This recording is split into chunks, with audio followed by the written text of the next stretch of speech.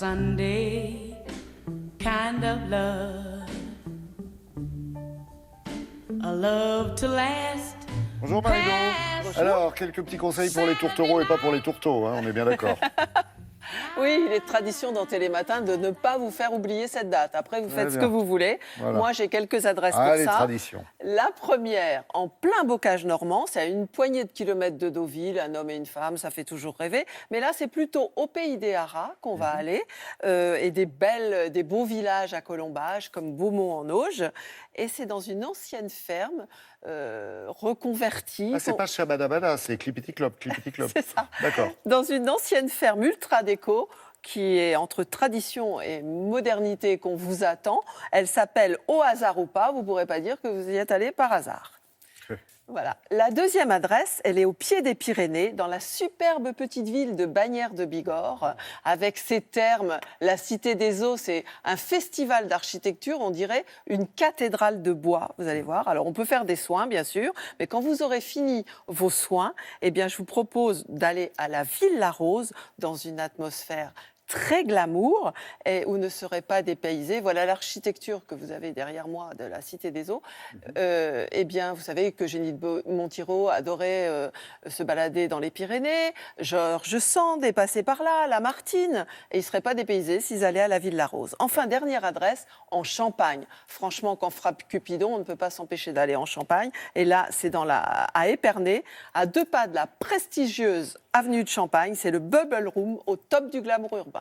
On y va. Au cœur du pays d'Auge, un ancien artisan du bâtiment a eu un coup de cœur pour cette ferme typique de la région.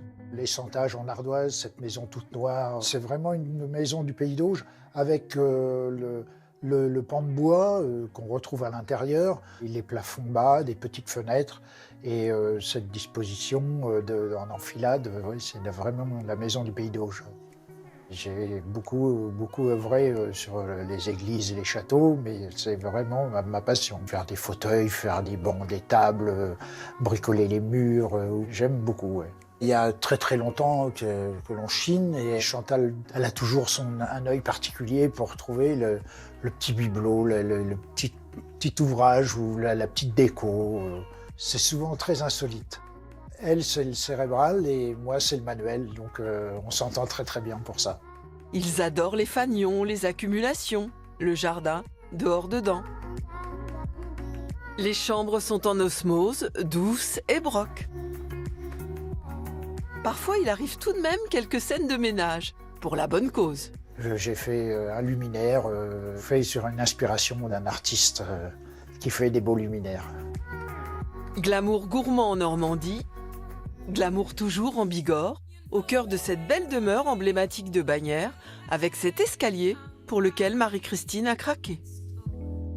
Je l'ai découverte la première fois avec un escalier vraiment extraordinaire. J'ai craqué et pour moi c'était la colonne vertébrale de la maison. Et j'avais toujours dit j'achèterais la maison par rapport à un escalier. Et celle-là vraiment c'était celle-ci qu'il me fallait.